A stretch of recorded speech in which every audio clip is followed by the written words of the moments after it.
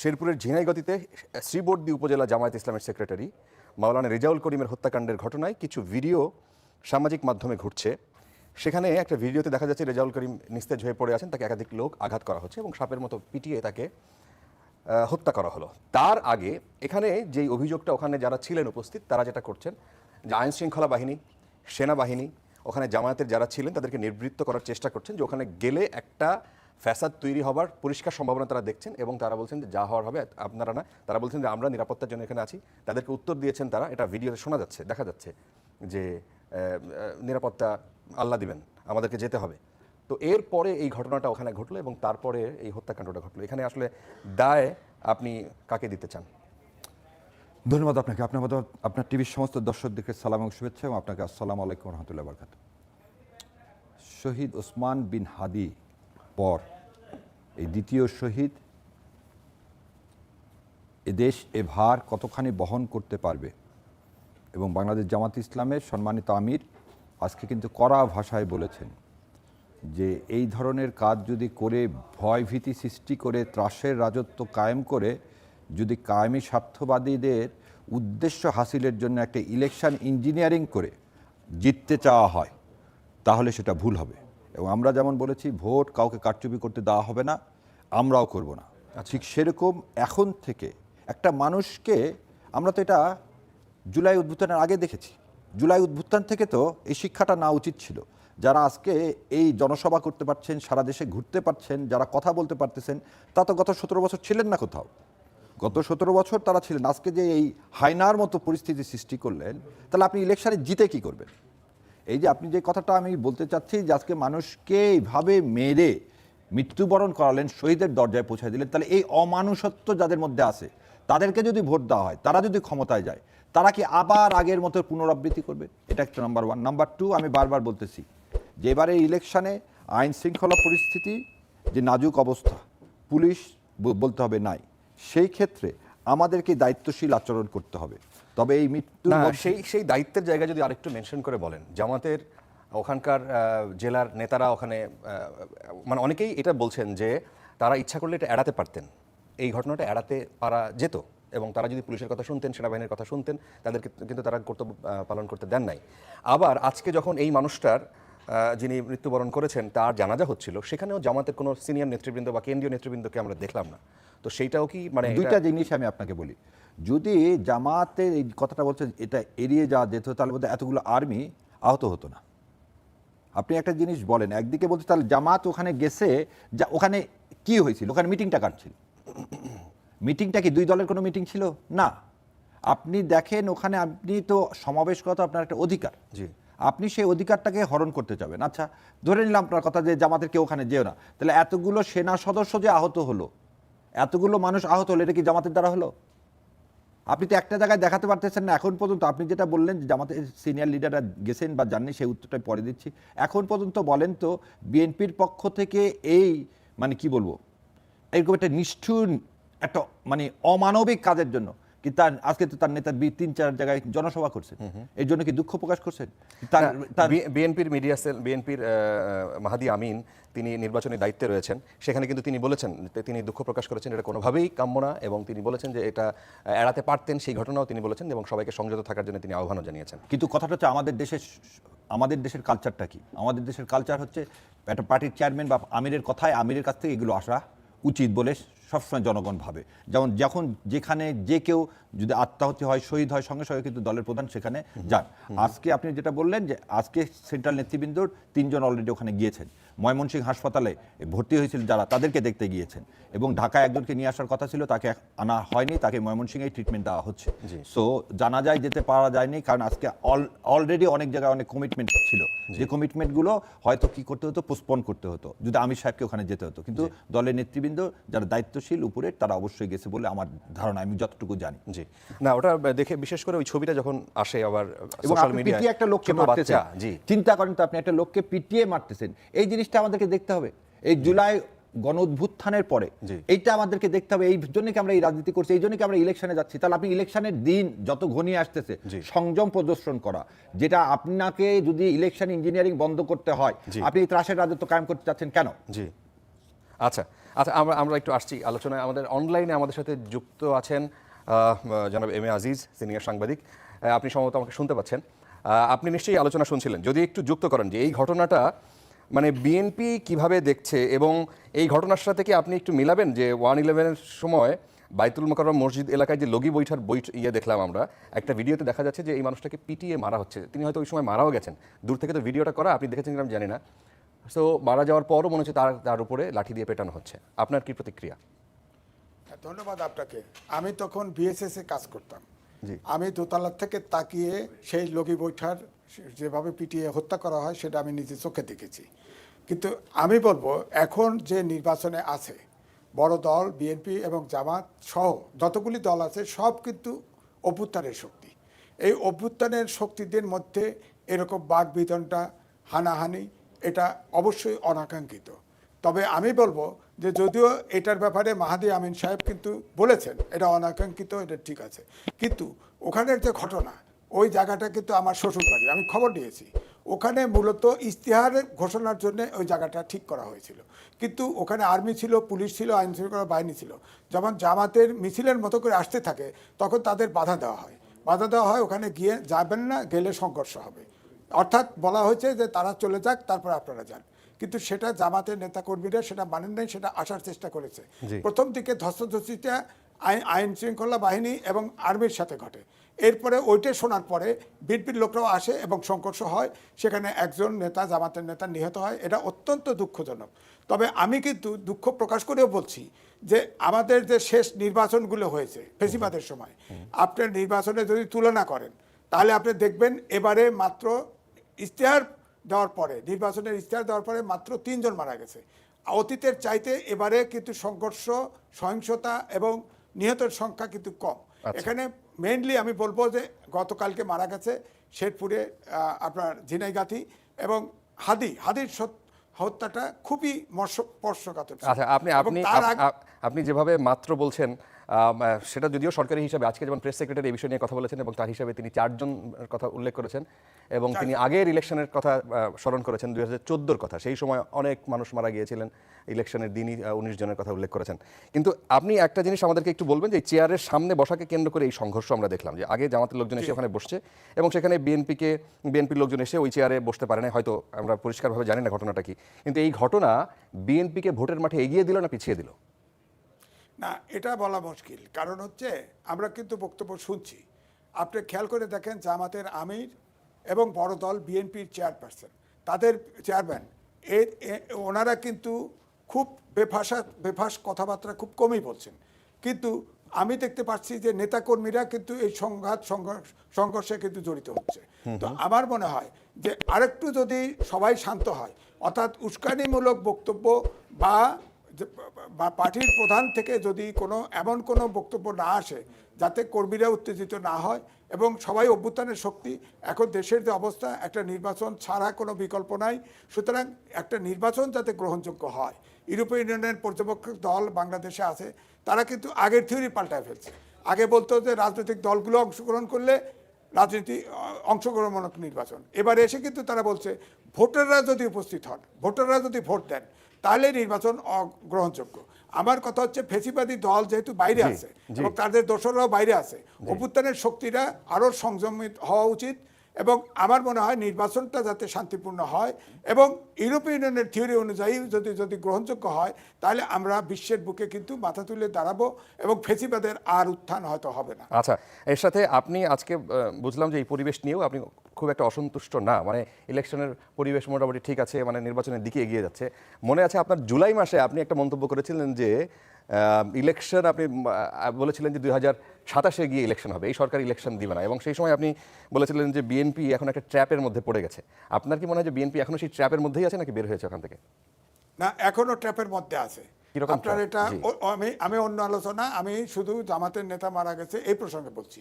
অনেকগুলো আমি বলবো যে এখনো বিএনপি তাদের ধারণা যে নির্বাচন হলেই নির্বাচনটা তাদের দরকার, এরকম ভাব।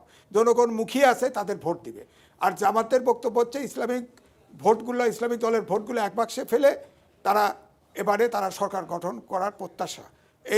এই জন্যেই কিন্তু খুব প্রতিযোগিতা দেখা যাচ্ছে। এবং কিছু কিছু কিন্তু থ্রেট কিন্তু আসতেছে, ইনডাইরেক্টলি ডাইরেক্টলি কিন্তু থ্রেট আসতেছে। এখন ধরেন, এখন সামনে যেটা আসছে, আমি কিন্তু চিন্তা করতেছি নির্বাচনের পরে এখন গণভোট হবে, হ্যাঁ না থাকবে, তার সাথে গণপরিষদ নির্বাচন একই সাথে হবে। একই সাথে হওয়ার পরে আজকে ঐক্যমত কমিশনের, কালকে ঐক্যমত কমিশনের সহসভাপতি বলেছেন যে গণপরিষদ আপনার সংস্কার এন্ডোর্স না করা পর্যন্ত 6 মাস গণপরিষদ কাজ করবে। তার মানে কি, ধরেন জামাত জিতলো বা বিএনপি জিতলো, তাদের তাহলে 6 মাসের ভিতরে সরকার গঠন করতে পারছে না, তখন কে হবে? তাহলে কি এই সরকার ক্ষমতায় থাকবে? এটা কি বিএনপি বা জামাত এটা অ্যালাউ করবে? পরিস্থিতিটা কল্পনা করেন, পরিস্থিতিটা কি হবে? নির্বাচন হয়ে গেছে, একটা দল মেজরিটি পেল, হয় বিএনপি অথবা জামাত, কিন্তু তাকে সরকার গঠন করতে দেওয়া হবে না। তাদেরকে অনেকটা বলবো যে বল প্রয়োগে সংস্কার এন্ডোর্স করতে বলা হবে। আপনার এদিকে আবার বলা হয়েছে যে 100 আপনার কত 100 আপনার 40-60 দিন, 160 দিনের ভিতরে আপনার এই সংস্কার আপনার অনুমোদন করতে হবে সংসদকে। তাহলে বলে 3 মাস। তো আপনার এই 3 মাস যদি এটাও হয়, তাহলেও আপনি বলেন যে তাহলে ওই সময়টা সরকারে কে থাকবে? এটা তো পরিষ্কার না। সুতরাং আমি তো মনে করি আফটার ইলেকশন, আমি মনে করি মেজর ক্রাইসিস হবে এবং ইলেকশন হয়তো পিছিয়ে যাবে, আর না হলে নতুন করে সমস্যা তৈরি। আপনি এখনো মনে করছেন ইলেকশন পিছিয়ে যাবে? ইলেকশনের কিন্তু আর আছে, আর কয়দিন? আর 9-10 দিন এখনো মনে করেন? আমি বলছি যে না, আমি বলছি যখন গণভোট এবং হানা ভোট এবং আপনার সংসদ নির্বাচন একই সাথে হবে, 2টা ব্যালটে। আচ্ছা, নির্বাচন হয়ে গেল, রেজাল্ট আসলো, রেজাল্ট আসার পরে এখন সংসদকে বলা হচ্ছে যে এটা হচ্ছে আপনার সংসদ, আপনার এটাকে বলা হয় ইংরেজিতে কনস্টিটিউয়েন্ট অ্যাসেম্বলি, অথবা বলা হবে সাংবিধানিক সংস্কার পরিষদ। এবং আপনার আলী রিয়াজ সাহেব বলেছেন এই সংবিধান সংস্কার পরিষদ এটা গঠন হবে এবং এরা 6 মাস থাকবে। তাহলে অর্থাৎ তাদেরকে তাহলে সরকার গঠন করতে দিচ্ছে না, তখন কি করবে? ধরেন জামাত মেজরিটি পেলো, অথবা 151 সিট পেলো, অথবা বিএনপি পেলো, তারা সরকার গঠন করতে দিবে না, তখন কি দাঁড়াবে? তারা কি চুপ করে বসে থাকবে? বসে থাকবে না, তখন পরিস্থিতিটা কল্পনা। আচ্ছা, হ্যাঁ, এটা তার বক্তব্য একটা কনফিউশন তৈরি করেছে অনেকের মধ্যেই। এই কনফিউশনটা এখন নতুন করে জেঁকে বসছে উনি এটা বলার পরে। সেটা বলি হয়তো আমাদের সাথে গেস্ট হয়ে আসলে আমরা এটা জিজ্ঞেস করবো। একটু ব্যারিস্টার শাহরিয়ার কবির যদি এই বিষয়টা নিয়ে একটু বলেন, যে আপনি সম্প্রতি একটা অনুষ্ঠানে ভোট ইঞ্জিনিয়ারিং নিয়ে শঙ্কা প্রকাশ করেছেন এবং বিভিন্ন রকম ইঞ্জিনিয়ারিং রিগিংয়ের উদাহরণ সেখানে টেনেছেন, এবং দেখলাম যে আপনি 2টা বাটি নিয়ে এসে সেখানে বুঝিয়ে দিচ্ছেন যে যদি এটা কেউ ভরে দেয় আমার অগোচরে, তাহলে আমি কিভাবে বুঝবো? আপনার ইলেকশন ইঞ্জিনিয়ারিং নিয়ে এত শঙ্কার কারণ কি? মানে কিভাবে আপনি এই কনফিউশনটা আপনার মধ্যে আসলো? যদি এর সাথে যুক্ত করে রাখি, বিএনপির অনেকেই মনে করেন যে এই এখন প্রশাসনে যারা আছে, এখন পুলিশে যারা আছে, তারা অনেকেই জামাতের মনোভাবাপন্ন। শুনেন, ঠাকুর ঘরে কেড়ে আমি কলা খাইনি, ওই দিকে আর যাবো না। আপনাকে একটা গ্রাফ দেখাই, যদি পারেন জুম করে দেখান। 181 জন গত 16 মাসে বিএনপির ইন্টারনাল কনফ্লিক্ট, এবং তাতে হত্যা হয়েছে। এবং এই হত্যার মধ্যে কে কে আছে সেটাও বলে দিই। বিএনপি আছে, যুবলীগের আছে, যুবদলের আছে, ছাত্রলীগের আছে, কৃষক দলের আছে, সাধারণ ছাত্র আছে, ব্যবসায়িক আছে, নাইট গার্ড আছে, সাধারণ মানুষ আছে, এই যে পুরা, এবং সবজি বিক্রেতা পর্যন্ত আছে। এই 1.5 বছরে আজকে আপনি যে কথাটা আমার সম্মানিত ভাই বললেন, উনি তো বললেন যে হ্যাঁ ম্যানিফেস্টো প্রোগ্রাম অ্যারেঞ্জ করলে ইউনো সাহেব, এটা কিন্তু কোনো দলের অনুষ্ঠান না, লোকাল ইউনো সাহেব অনুষ্ঠান আয়োজন করে। সেই অনুষ্ঠানে যে আমি সামনের সিটে আগে গেলাম, আমি বসে আছি, আমাকে তুলে দিতে হবে কেন? তাহলে আপনি ওই যে এই কথাটা কেন বললাম, why this is a part of election engineering? আমি আপনাকে একটা জিনিস শোনাই, কেন আমি ইলেকশন ইঞ্জিনিয়ারিংয়ের আশঙ্কা করতেছি। আমি 3টা কোশ্চেনের এখন উত্তর পাইনি, সেই জন্য আমি ইলেকশন ইঞ্জিনিয়ারের আশঙ্কা করতেছি। সেই 3টা প্রশ্নের উত্তর হচ্ছে, ভারত কেন বারবার বলতেছে বিএনপির সাথে, বলতেছে না কিন্তু বাংলাদেশে একটা নির্বাচন হলে নির্বাচিত দল যেই আসুক তার সাথে আমি কাজ করতে স্বাচ্ছন্দ্য বোধ করব, সেটা না বলে তারা বলতেছে বিএনপি ক্ষমতায় আসবে এবং বিএনপির সাথে ভারত কাজ করতে স্বাচ্ছন্দ্য বোধ করবে। সো ভারত অলরেডি ডিক্লেয়ার দিচ্ছে যে বিএনপি ক্ষমতায় আসতেছে।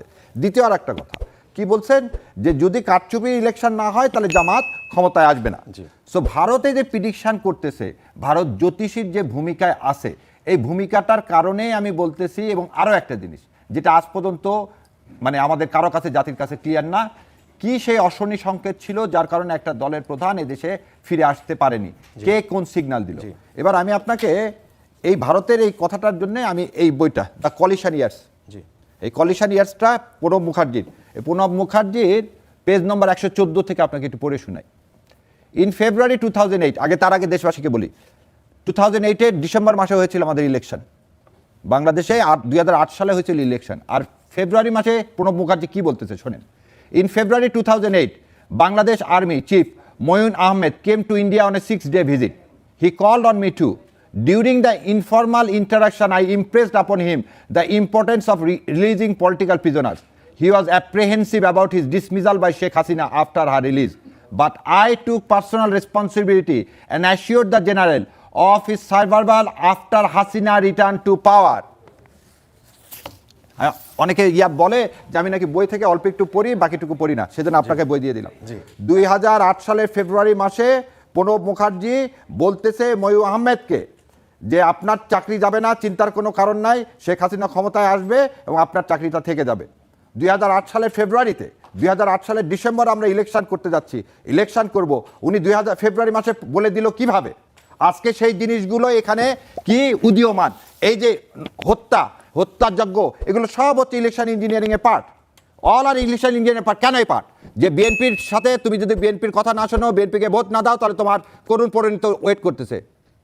এটাই তো 2008 সালে করে আসছে আওয়ামী লীগ।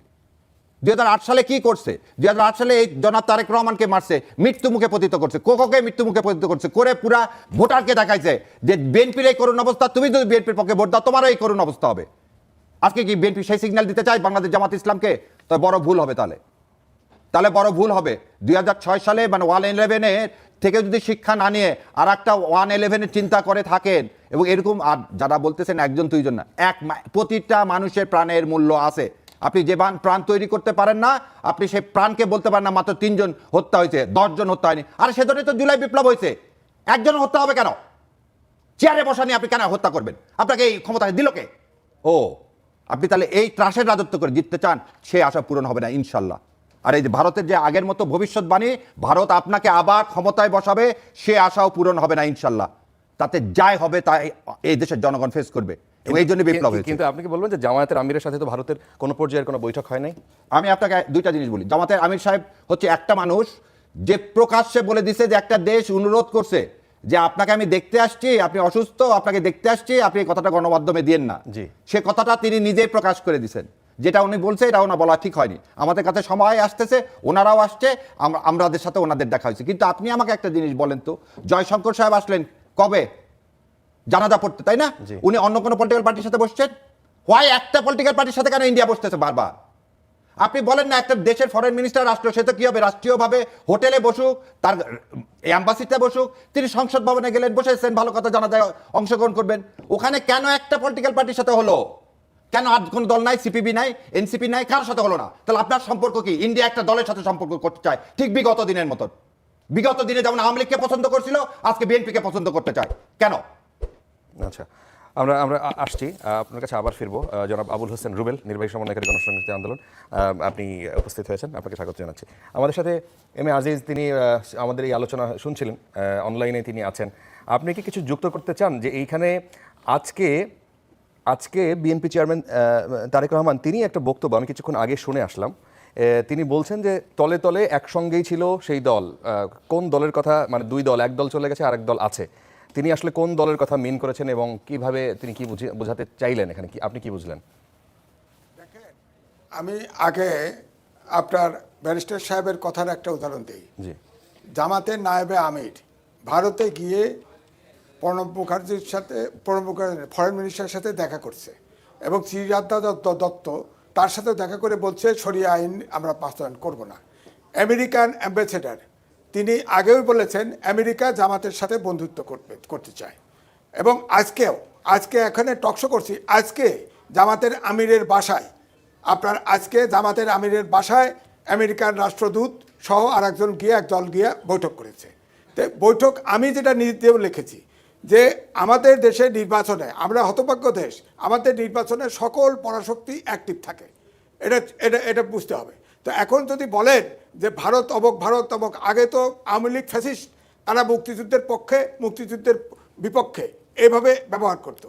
এখন দেখা যায় ফ্যাসিস্ট আর ভারত, এটা এখন উপলক্ষ হয়ে গেছে। তো আমার বক্তব্য হচ্ছে ভারতের চেষ্টা করবে, ভারত তার ইন্টারেস্ট প্রোটেক্ট করার জন্য সে করবে। এখন আমার বক্তব্য হচ্ছে এই যে ধরেন 30টে সমঝোতা বা চুক্তি স্বাক্ষর করে দিয়েছে সব ভারতের অনুকূলের ফ্যাসিস্ট হাসিনা। এই সরকার তো একটা কথাও বলে নাই রিভাইজ করা, এবং জামাতের আমিরের পক্ষ থেকেও বলা হয় নাই, জামাত থেকেও বলা হয় নাই, বিএনপির পক্ষ থেকেও বলা হয় না। আমরা নাগরিক, আমরা তো জানতে চাই যে সব অসম চুক্তি আছে সেগুলো বাতিল হওয়া উচিত। আপনার পানি দেয় না, আপনার বর্ডার কিলিং আছে, বাণিজ্য বৈষম্য আছে, কই সে কথা তো কারো কোনো দলের কাছে শুনি না। একজন ভারতপন্থী আমরা ট্যাগ লাগাই দিচ্ছি, আর একজন ভারত বিরোধী, কই তার পক্ষ থেকেও তো বলি না, শুনি না। তো সুতরাং আমি এই জন্য বলছি এটা না, আমার কথা হচ্ছে দেশ মুক্তিযুদ্ধ করে স্বাধীন হয়েছে, এই দেশের অভ্যুত্থান ঘটেছে, অভ্যুত্থানের শক্তিরা নির্বাচন করছে, তারা কেন হানাহানি করবে? তাদের ভিতরে যদি একতাবদ্ধ থাকে যে আমরা একটা নিরপেক্ষ নির্বাচন করব, তাহলে ভারতের এখানে কি করার আছে বা অন্য দেশের কি করার আছে? কিছুই করার নাই। কিন্তু আজকে অভ্যুত্থানের শক্তি দ্বিধাবিভক্ত বলে আজকে দেখেন তাদের কর্মীদের ভিতরে বিভক্তি আসছে। এটা সুতরাং এটা আমাদের কাম্য না, এটা আকাঙ্ক্ষা না। আপনাদের ব্যারিস্টার শাহরিয়ার কবির আর এবং আপনার মধ্যে একটা জায়গায় একটা বক্তব্যে আমরা মিল দেখেছিলাম, সেটি হচ্ছে যে এই ইলেকশন ইঞ্জিনিয়ারিং এর ব্যাপারটা, সেটা তিনি যেমন এখন পর্যন্ত কিছু কনফিউশনের কথা বললেন, আপনার মধ্যেও কিছু কনফিউশনের কথা বিভিন্ন সময় আপনি প্রকাশ করেছেন। আপনি কি আজকেও বলবেন যে এখন পর্যন্ত কোনো কনফিউশন আপনার ভেতরে আছে? আমি বলবো, শোনেন আমি বলছি, এখন যে ধরেন পোস্টাল ব্যালট, আপনি জানেন মিডল ইস্টে কয়েকটা দেশের ইয়েতে ধরা পড়ছে যে ওখানে একটা জায়গায় ব্যালট জড়ো করা হচ্ছে, এবং এইটা টার্গেট করে করে কোন সেন্টারে কে পাঠাবে কে জানে। এই ব্যালট পেপার এটা ইলেকশন কমিশনও এটা কিন্তু নোটে নিয়েছে, এবং তারা বলেছে অ্যাকশনে বলেছে ওখানে দূতাবাসকে দায়িত্ব দিয়েছে তদন্ত করার, তদন্ত করে যদি কেউ দোষী সাব্যস্ত হয় তাকে প্রয়োজনে রিপ্যাট্রিয়েট করা হবে এবং তার ব্যাপারে আইনগত ব্যবস্থা নেওয়া হবে। এক, দুই হচ্ছে ভোট ট্রান্সফার। আমাদের বাংলাদেশের স্মরণকালে 7 লক্ষ ভোট ট্রান্সফার হয়েছে, এ সিট থেকে ও সিট, ও সিট থেকে ও সিটে গেছে, এবং এটা যারা পরিকল্পনা এবং কৌশল করে তাদের পক্ষে সম্ভব। এবং এমনও হতে পারে একটি দল হয়তো ধরেন তাদের ভোট তারা গুনতে পারে, ধরেন এখানে তাদের ভোট 5,000 শট আছে, 10,000 শট আছে, বরিশাল থেকে নিয়ে আসলো ঢাকা শহরের অমুক সিটে 10,000 ভোট বাড়াই দিল, তাহলে তার সিট পাস করবে, এরকম ভোট ট্রান্সফার। এখন প্রশ্ন হচ্ছে এটার প্রমাণ কি? প্রমাণ হচ্ছে ইলেকশন কমিশনের জুনিয়র অফিসার ধরা পড়েছে, এটাতে ধরা পড়েছে, পুলিশ ধরেছে, পুলিশ ধরেছে এবং ইলেকশন কমিশনে এটা নোটে নিয়েছে। 3, আপনি দেখেন নারীরা, নারী জামাতের নারী কর্মীরা গ্রামে গঞ্জে বাড়িতে বাড়িতে যাচ্ছে। আমার কথা হচ্ছে তারা ক্যাম্পিং করতে যেতেই পারে, কিন্তু এনআইডি চায়, বিকাশ নাম্বার চায়। আপনি বলেন এনআইডি কেন পার্সোনাল, একজনের পার্সোনাল জিনিস এনআইডি কেন নেবে, কেন বিকাশ নাম্বার নেবে? বলেন বিকাশ নাম্বারের কি কাজ ইলেকশনে রিলেটেড কি? এখন জামাতের আমির নিজেই হুঙ্কার দিয়েছে নারীদেরকে হেনস্থা করা হয়েছে, আমরা এটা সহ্য করব না, 31 তারিখে সমাবেশ দিয়েছে। এটা তো মাঠ গরম করা না, মাঠ গরম করা। আমার কথা হচ্ছে যদি নারীদেরকে হেনস্থা করা হয়ে থাকে তাদেরকে অবশ্যই আইন শৃঙ্খলা বাহিনী দিয়ে তাদেরকে গ্রেপ্তার করা হোক, আর এটাও করা হোক যে বিকাশ নাম্বার কেন চাইলো, কেন এনআইডি চাইলো, এটা ইলেকশন ক্যাম্পিং এর সাথে কি সম্পর্ক আছে? তাদেরকেও যারা এই কাজ করছে তাদেরও শাস্তির আওতায় আনা হোক, কিন্তু হুঙ্কার দেওয়া তাদের এটা বরদাস্ত করা হবে না, এই কঠোর ব্যবস্থা নেওয়া হবে। এর সাথে আপনি হয়তো যুক্ত করবেন হানা ভোট, একটা কনফিউশন, ভোট গণনা শেষ পর্যন্ত কত সময় নিয়ে আসলে শেষ হয় সেটাও একটা কনফিউশন। সেটা যেহেতু এবার ব্যতিক্রম হচ্ছে আসলে এই ধরনের বিষয়গুলো যুক্ত